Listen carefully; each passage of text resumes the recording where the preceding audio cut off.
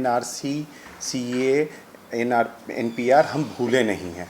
किस तरह से नीतीश कुमार और एनडीए गवर्नमेंट हमको महीनों तक हम लोगों को रोड पे फेंक देने का काम किया। भाव था उस पर बार बार इन्होंने नस्तर लगाने का काम किया है और बार बार वो हरा होता गया है। गजब के पलटू राम है, बार बार मेरे मानिए तेजस्वी यादव इनको पलटू राम कहते हैं, पलटू चाचा कहते हैं, वो गलत नहीं कहते। नमस्कार, मेरा नाम आलोक है, आप लाइव सिटीज देख रहे हैं। बिहार चुनाव में काफ़ी कम समय बाकी है, जिस तक इस तैयारियां चल रही हैं। उम्मीद है बिहार चुनाव समय पर ही होंगे।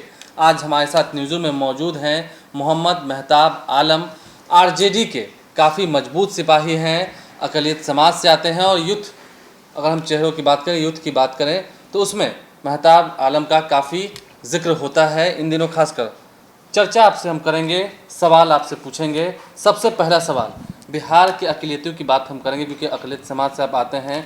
मुसलमानों की बात करेंगे, मुसलमान इस बार चुनाव में क्या सोच रहा है? मुसलमान, आप मैं बहुत बहुत शुक्रिया लाइव सिटीज़ का जो हम लोगों को मौका दिया। बेहद मशकूर हूँ, ममनूर हूँ कि युवा चेहरों को आप लोग मौका दिया। मामला आपका सवाल था कि अक़लियत का मिजाज क्या है। तो अक़लियत का मिजाज साफ़ सुथरा है कि आप जान जाएं, इस तरह से समझें कि एनआरसी, सीए, एनपीआर हम भूले नहीं हैं।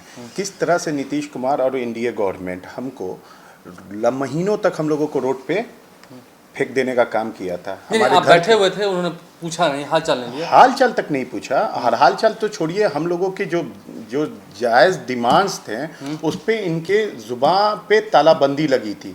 जैसा कि नीतीश कुमार बारहा हमेशा बोलते हैं कि एनडीए गवर्नमेंट से हमारी कोलैबोरेशन ज़रूर है, लेकिन मुद्दों पे मैं बहुत अलग हूँ। जैसे कि इन्होंने बोला था धारा 370 पे मेरा स्टैंड अलग है, इन्होंने बोला था ट्रिपल तलाक पे मेरा स्टैंड अलग है, इन्होंने बोला था बाबरी मस्जिद के मुद्दे पे मेरा स्टैंड अलग है, इन्होंने बोला था सीए एनआरसी पे मेरा स्टैंड अलग है।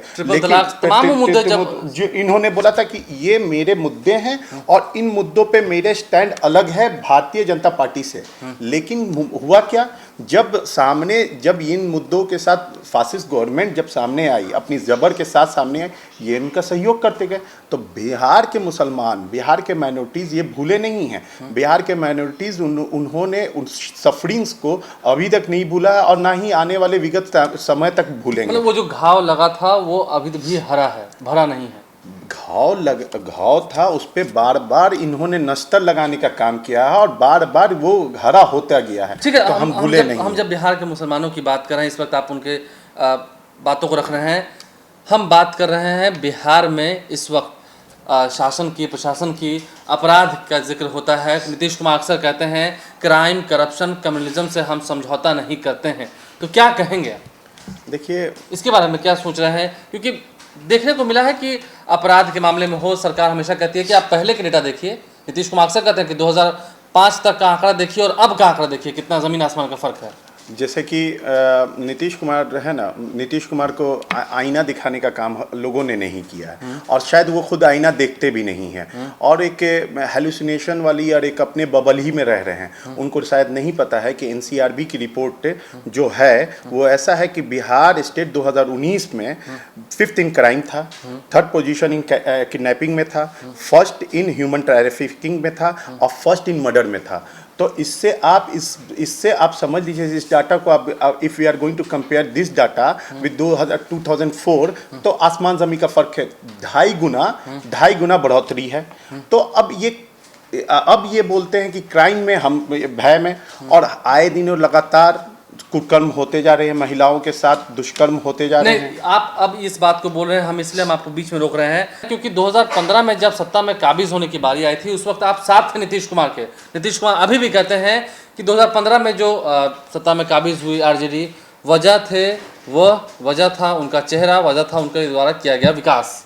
नहीं, मैं आपको बता दे रहा हूँ, 2015 में हम लोग जो मुलाकात, हम लोग दोनों की कॉमन मिनिमम एजेंडा पे जो हम लोग एक साथ आए थे, उसमें सबसे अहम मुद्दा यही था कि हम इस फासिस्ट गवर्नमेंट को रोकेंगे जिसकी जबर बढ़ चुकी है, जो हमेशा जो संविधान के साथ टेम्पर्ड कर रही है, जो माइनॉरिटीज़ के साथ डिस्क्रिमिनेशन कर रही है, जो दलित के साथ एट्रोसिटीज़ कर रही है। इस बुनियाद पर हम लोग एक आए थे। लेकिन सबसे गज़ब की बात यह है कि बिहार में देखिए, मैं बोल रहा हूँ कि ये जनादेश की चोरी की है। अब देखिए, बिहार बिहार में जो बिहार के मिजाज थे, बिहार के लोग थे, उन्होंने वोट किस बुनियाद पे दिया था? ये इसलिए बुनियाद पे दिया था कि इस फासिस्ट गवर्नमेंट को रोक दिया जाए, जनादेश दिया था, इनको मैंडेट दिया था और इनको मुख्यमंत्री बनाने का काम हमारी पार्टी ने 80 विधायक होने के बाद। उनका कहना है कि अगर आप सत्ता में काबिज हुए तो वो उनका चेहरा कमाल था। मेरी पूरी बात खत्म हो जाने दीजिए। तो 80% लोगों 80 विधायक होने के बाद भी हम लोगों ने इनको जनादेश दिया, हम लोगों ने इनको मैंडेट दिया और इनको सरकार में वजूद में लाए, फॉर्म करवाया। क्यों? क्योंकि हम बीजेपी के खिलाफ लोगों ने उनको वोट दिया था, बीजेपी के खिलाफ हम लोगों को वोट दिया था। लेकिन क्या किया इन्होंने?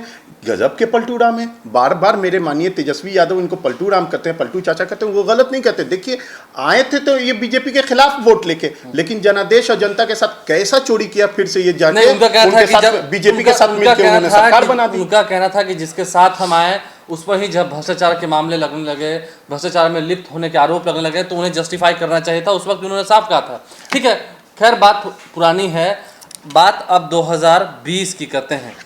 आरजेडी करी है 2020 नीतीश कुमार फिनिश, जेडीयू करी है अगेन नीतीश, एक बार फिर से लाओ नीतीश।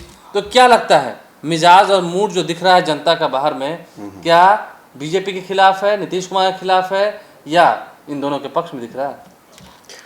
राष्ट्रीय जनता दल के पूरे हिंदुस्तान के सबसे